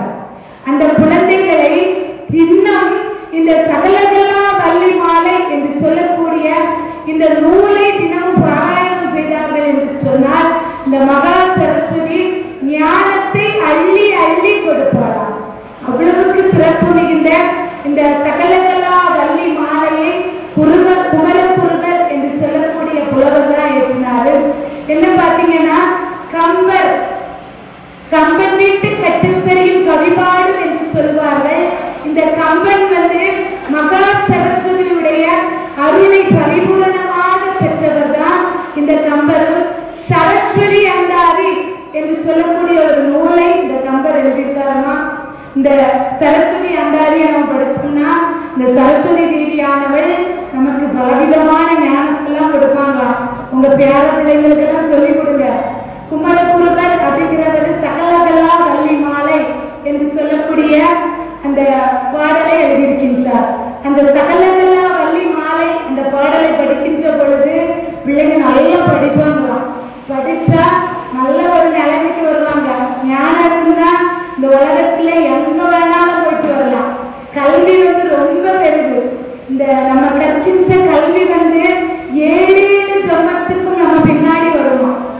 நம்ம நாளைக்கு பேசிட்டு இருக்கேன், ஒரு 10 புக்கை ரெஃபர் பண்ணாதான் நாங்க பார்த்து பேச முடியும் 1 மணி நேரம்.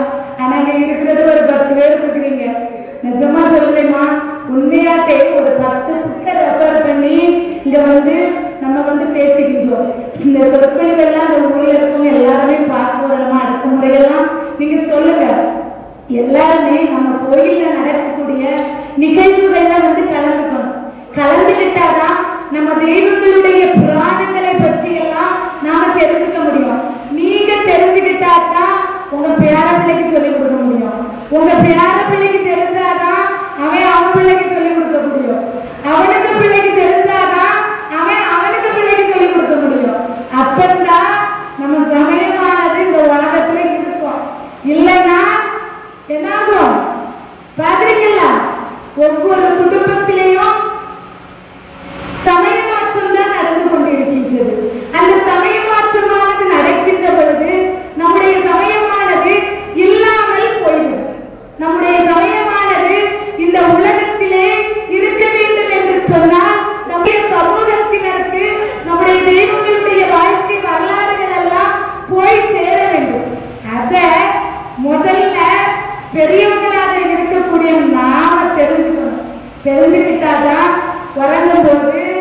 பேர பிள்ளைகளை பக்கத்துல அப்படியே கூட்டி வச்சு படுக்க வச்சு அது தூங்குறது வரைக்கும் நம்முடைய தேவனுடைய வாழ்க்கை வரலாறையும் நம்முடைய உலகத்தில் இருக்கக்கூடிய பிராணங்களின் வாழ்க்கை வரலாறையும் சொல்லுகின்ற பொழுது கொஞ்சம் கொஞ்சமாக அந்த ஞானமானது நம்முடைய பிள்ளைகளுடைய அப்படியே அறிவுக்குள்ள போகும். ஞானம் போகின்ற பொழுது அவர்களுக்குள்ளே பக்தி அப்படிங்கிறது ஒன்று வரும்.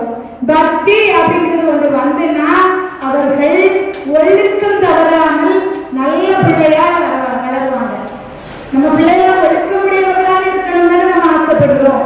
அப்ப என்ன செய்யணும்? நம்முடைய பிராணங்களை எல்லாம் சொல்லிக் கொடுக்கணும்.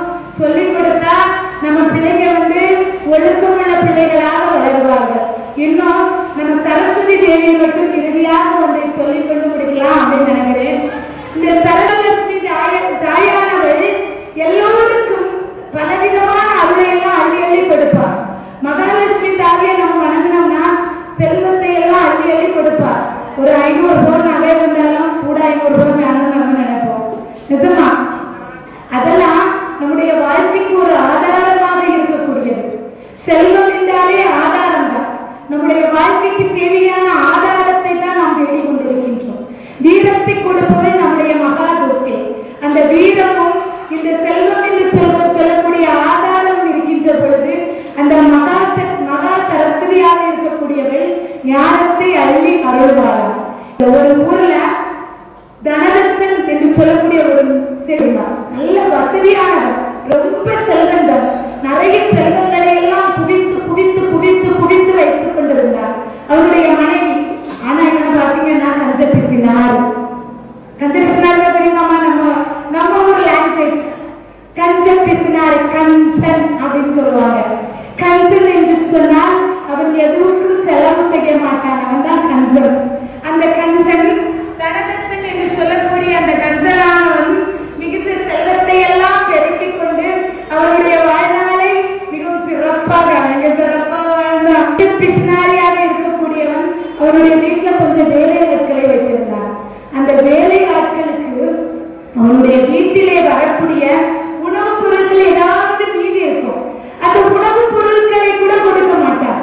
அந்த அவருடைய மனைவி நகைத்து போய்விடும். அந்த உணவுப் பொருளானது நகைத்து போய்விடும். நகைத்து போனால் கூட அந்த உணவுப் பொருளை கொடுக்க மாட்டார். இப்பெல்லாம் பாத்தீங்கன்னா நிறைய வீட்டுல அதான் நடக்குது. ஃப்ரிட்ஜ் அப்படின்னு ஒண்ணு வச்சிருக்காங்க. அந்த சோள பொங்கி மீதி வந்துட்டுதான் என்ன செய்வாங்க, அந்த ஃப்ரிட்ஜுக்குள்ள தூக்கி அந்த விஷ பெட்டிக்குள்ளே தூக்கி வைத்து விடுவார்கள். விஷ பெட்டிக்குள்ள வச்சுட்டு அடுத்த நாள் காலையில அதை எடுத்து வைத்து சூடு பண்ணி தன்னுடைய கணவனாருக்கு ஆபீஸுக்கு வைத்து விடுவார்கள். ஆபீஸுக்கு வச்சுவிட்டா அது மத்தியானம் சாப்பிடுற போது என்ன ஆகிவிடும் என்றால் நயத்து போய்விடும். ஏன்னா காலையில எழுந்து சோறு பொங்க அவ்வளவு வருத்தம். அதனால பெண்கள் எல்லாம் அப்படி செய்து விடுகின்றார்கள். இந்த தனதத்தனுடைய மனைவியாக இருக்கக்கூடியவள் நயத்து போனதை கூட அங்கே வேலை செய்யக்கூடியவர்களுக்கு கொடுக்க மாட்டார். கஷ்டப்பட்டு எப்போவாவது ஒரு சமயம் மட்டும் அந்த சாதத்தை அந்த வேலை பார்க்கவங்களுக்கு கொடுப்பாங்க. சரியான கஞ்ச பிசினார். நம்ம பார்க்கடலிலே பள்ளி கொண்டிருக்கின்ற மகா விஷ்ணுவின் மனைவியாக இருக்கக்கூடிய அலைகடலிலே இருந்து தோன்றியவளாக இருக்கக்கூடிய நம்முடைய மகாலட்சுமியாக இருக்கக்கூடியவள் சஞ்சலா என்று சொல்லக்கூடியவள் இந்த ஸ்ரீதேவி பூதேவி என்று சொல்லக்கூடிய திருநாமத்தை கொண்டவள் அங்கே தோன்றுகின்றார். எங்க தனதத்தன் இருக்கக்கூடிய அந்த ஊரிலே தோன்றுகின்றார். தோன்றினார். அங்கே ஸ்ரீதேவியும் நம்முடைய வாணியிலே சொல்லணும்னா பூதேவி, அது பூதேவின்னு சொல்லுவாங்கம்மா. பூதேவி சரியா? ஸ்ரீதேவி பூதேவின்னு சொல்லுவாங்க. ஆனா நம்ம எல்லாரும் எப்படி சொல்லுவோம்னா ஸ்ரீதேவி பூதேவின்னு சொல்லுவோம். அந்த ஸ்ரீதேவியும் பூதேவியும் அங்கே தோன்றுகின்றார்கள். தோன்றி பேசிக் கொள்கின்றார்கள். இந்த தனதத்தனுடைய மனைவியானவள் ரொம்ப என்ன ஆகுதுன்னா கஞ்ச பிசினாரியா இருக்கா. இவளிடத்திலே போய் நாம் பிச்சை கேட்போம். அவள் உனக்கு பிச்சை, யாருக்கு பிச்சை போடுகின்றாளோ, ஒருவேளை அவள் இல்லை என்று எங்க வீட்டுல இல்ல அப்படின்னு சொன்னா தமக்கையாக இருக்கக்கூடிய மூதேவி நீ உள்ள போயிடு. அவ கேட்கின்றவளுக்கு பிச்சைய போட்டான்னா ஸ்ரீ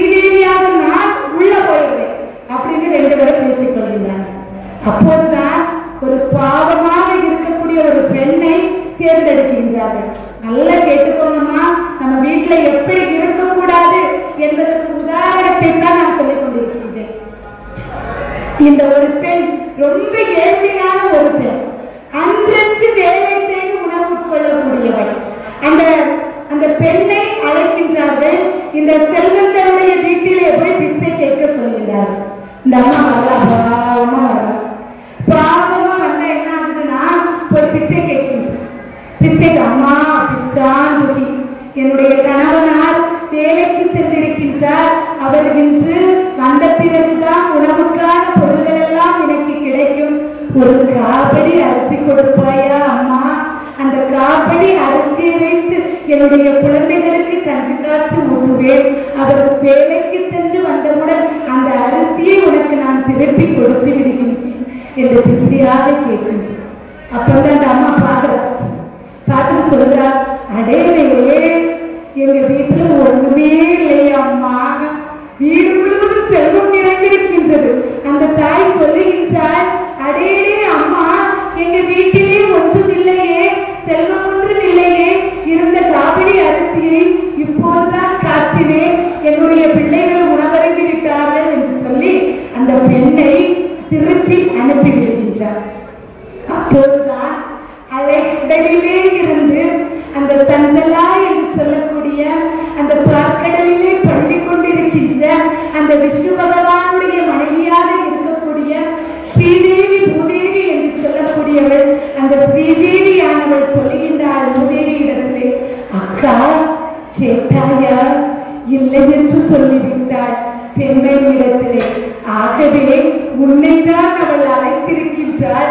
ஆகவே இன்று முதல் நீ அவளுடைய வீட்டிலே குடிகொண்டு விடு என்று சொல்லி அந்த செல்வந்தராக இருக்கக்கூடிய அந்த வீட்டிலே அந்த மூதேவியை ஸ்ரீதேவி அனுப்பி வைக்கின்றார்.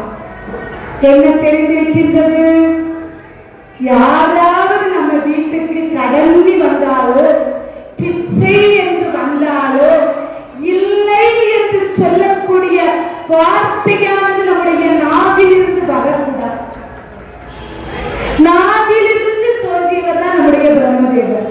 அந்த பிரம்மதேவருக்கு அதிபதியாக நாயகியாக இருக்கக்கூடிய மகா சரஸ்வதி.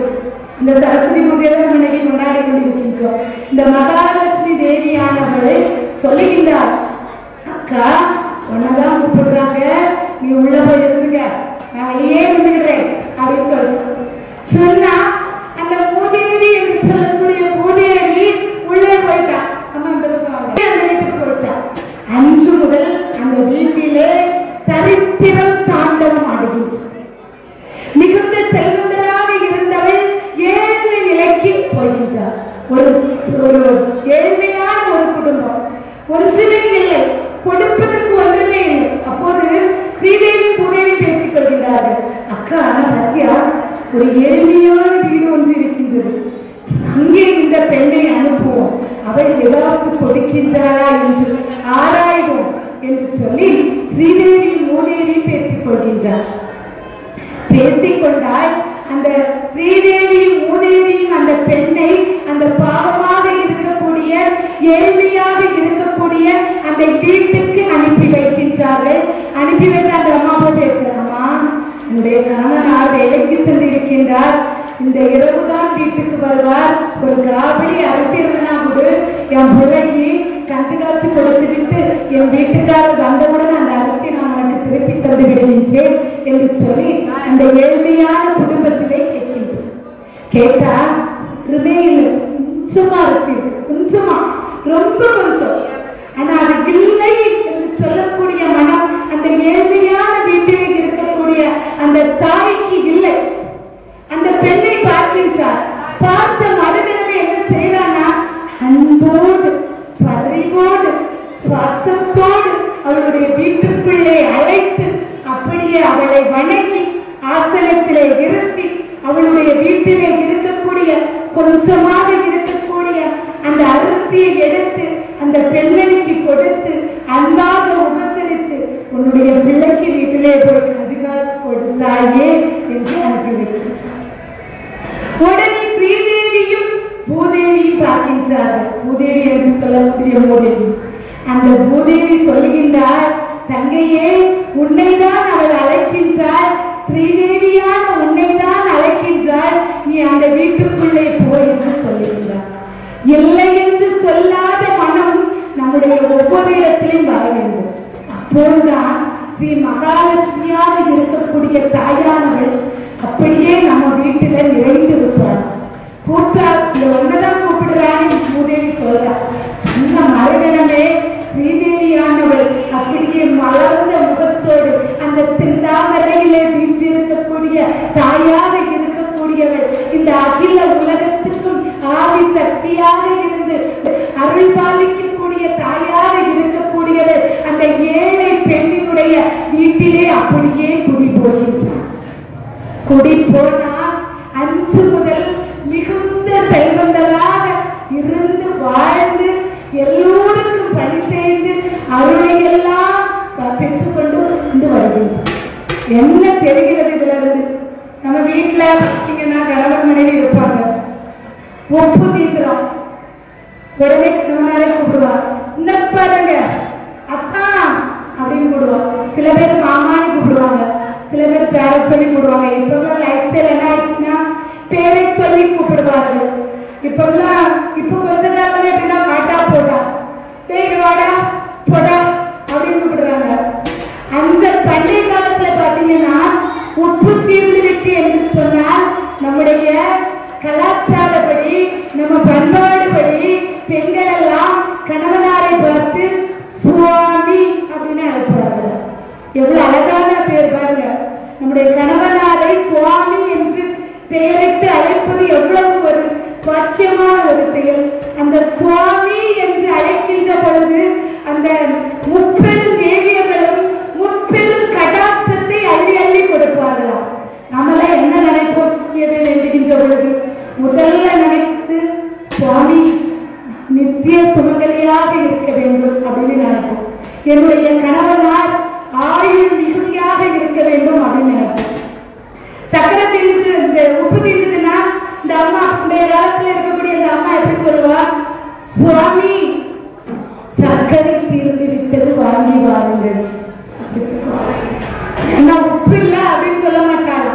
அந்த வீட்டிலே இல்லை அப்படிங்கிற வார்த்தையே வராது. உண்மையாக இப்பெல்லாம் பாத்தீங்கன்னா இந்த கலியுகத்துல நம்ம வாழ்ந்துட்டு இருக்கோம். இந்த கலியுகத்தை இந்த அம்மா 3 யுகம் கண்ட தாய்.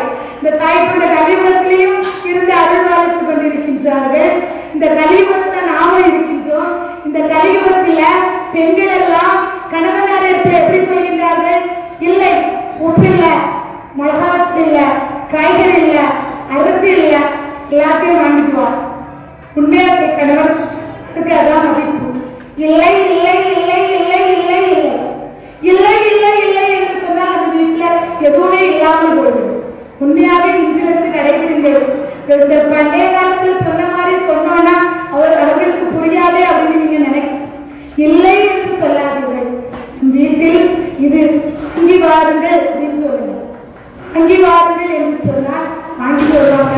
இல்லை அப்படிங்கிற வார்த்தையை யாராவது ஒருத்தங்க வந்து எமர்ஜென்சிக்கு அம்மா ஒரு 500 கடை இருந்தா கூட அப்படின்னு கேட்பாங்க.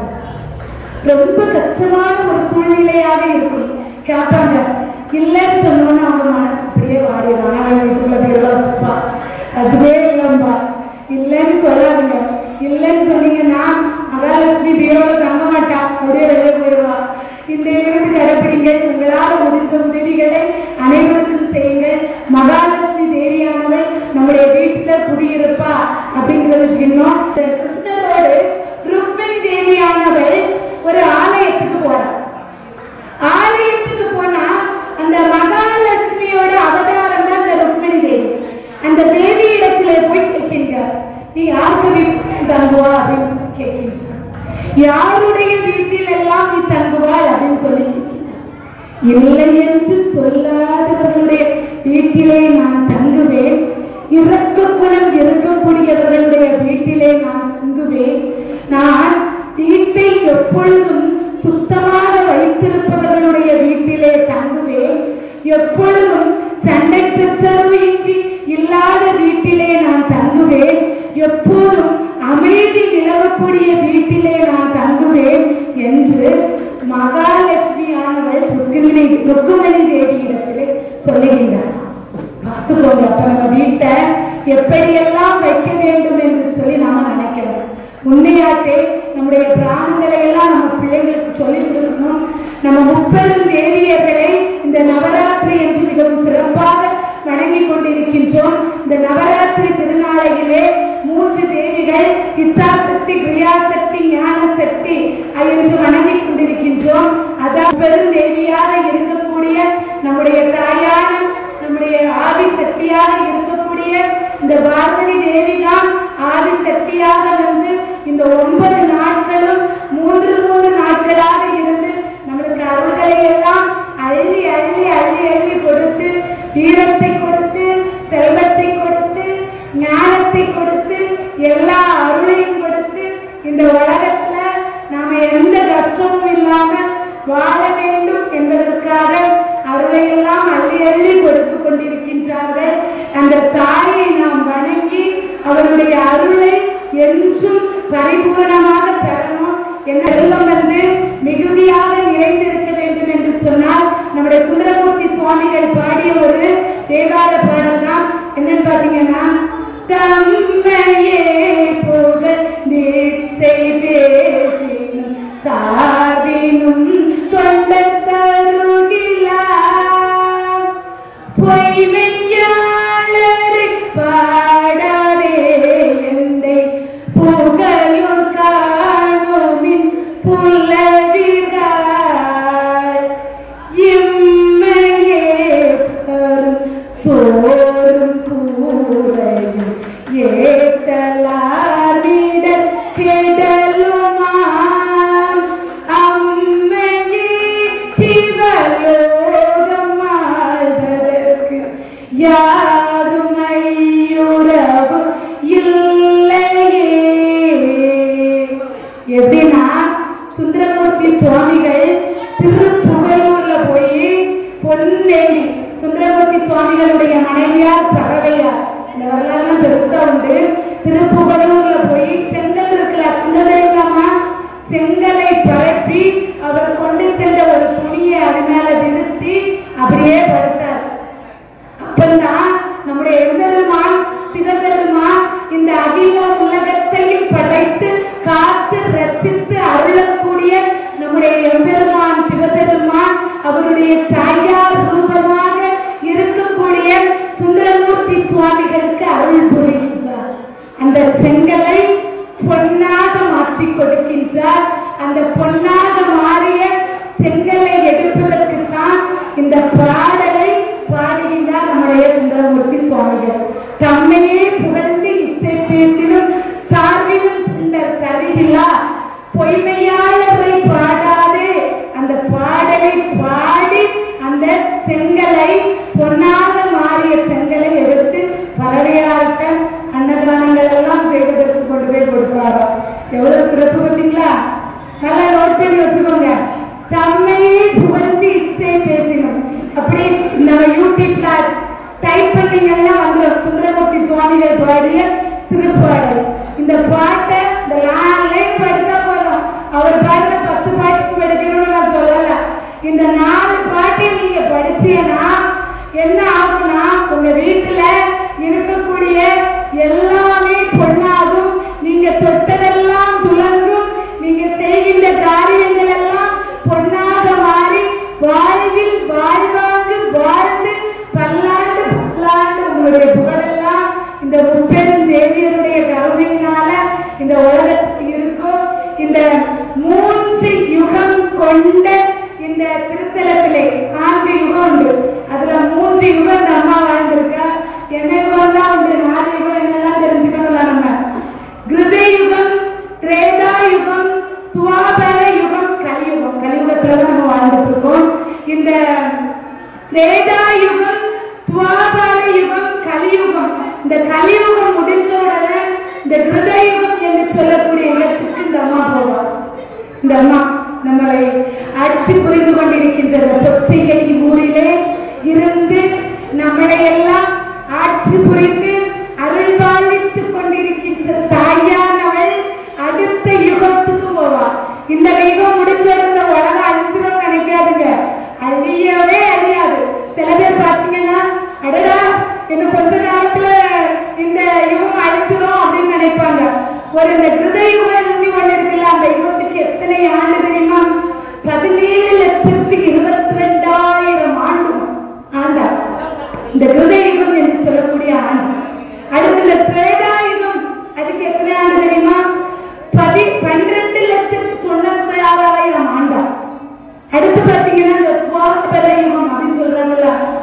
எத்தனை ஆண்டு தெரியுமா? 8,64,000 ஆண்டா. அடுத்து நம்ம இப்ப வாழ்ந்துட்டு இருக்க கலியுகத்துக்கு எத்தனை ஆண்டு அப்படின்னு பாத்தீங்கன்னா 4,32,000 ஆண்டா. இந்த யுகம் முடிச்சுச்சுன்னா ஐயோ அந்த உலகமே இருக்காது அப்படின்னு நினைக்காதுங்க. அடுத்து யுகம் தோன்றும், அடுத்து கிருத யுகம் தோன்றும். அந்த கிருத யுகத்தில் புதிய மனிதர்கள் வருவார்கள். இதே மாதிரி உலகம் இருக்கும். அந்த உலகத்திலே இந்த 3 யுகத்தை ஆண்ட தேவியானவள் 4வது யுகத்திலும் இருந்து ஆட்சி புரிவாள் என்று சொல்லி இந்த நவராத்திரி தினத்திலே நவராத்திரி மகிமை என்ற தலைப்பிலே அடியனுக்கு வாய்ப்பு தந்து அருமையா ஒரு சொற்பொழிவை இப்ப கொஞ்ச பேர் வந்துச்சாங்க. ரொம்ப சந்தோஷம். இறுதியாகலையாவது ஒரு 10, 25, 30 பேர் இருப்பாங்கன்னு நினைக்கிறேன். கேட்பீர்கள். அடுத்த முறை நான் இந்த ஆலயத்துக்கு வருகின்ற பொழுது ஒரு 50 பேராக இருக்கணும். யாரு பொறுப்புன்னு தெரியல. கண்டிப்பாக பொட்டல்குளத்திலே இருந்து சுமிதாராஜன் பேச வர்றாங்க அப்படின்னு பாமக சொல்லணும். எல்லாத்தையும் நான் பேச வருகின்ற பொழுது இங்கே அனைவரும் அமர்ந்திருக்க வேண்டும். அப்பதான் நான் நிறைய கருத்தை சொல்லுவேன். உங்களுக்கு சுவாரஸ்யமாக இருக்கும். நம்முடைய புராணங்களை பற்றி எல்லாம் உங்களுக்கு எடுத்து சொல்லுவேன். எடுத்து சொல்லுகின்ற பொழுது நீங்க உங்க பிள்ளைங்களுக்கு சொல்லுவீங்க, உங்க பிள்ளைங்க அவங்க பிள்ளைங்களுக்கு சொல்லுவாங்க. நம்முடைய சமயமானது அழியாமல் இந்த உலகத்தில் என்றும் நிலைத்து கொண்டிருக்கும். நம்முடைய மகான்கள், சித்தர்கள், யோகிகள் எல்லோரும் இருந்ததுனாலதான் நம்முடைய சமயமானது இன்றும் இந்த உலகத்தில் இருந்து கொண்டிருக்கின்றது. அதோடு என்னை போன்ற சமய சொற்பொழிவாளர்களும் இந்த பிராணங்களை பற்றி உங்களிடத்திலே சொல்லுகின்ற பொழுதுதான் அது எல்லாம் உங்களிடத்திலே வந்து சேருகின்றது. அதையெல்லாம் கேட்டு நம்முடைய சமயத்தை என்றும் இந்த உலகத்திலே நிலைநிறுத்த வேண்டும் என்று சொல்லி முப்பெரும் தேவியருடைய பொற்பாதங்களை பணிந்து முடித்துக் கொள்கிறேன். நன்றி.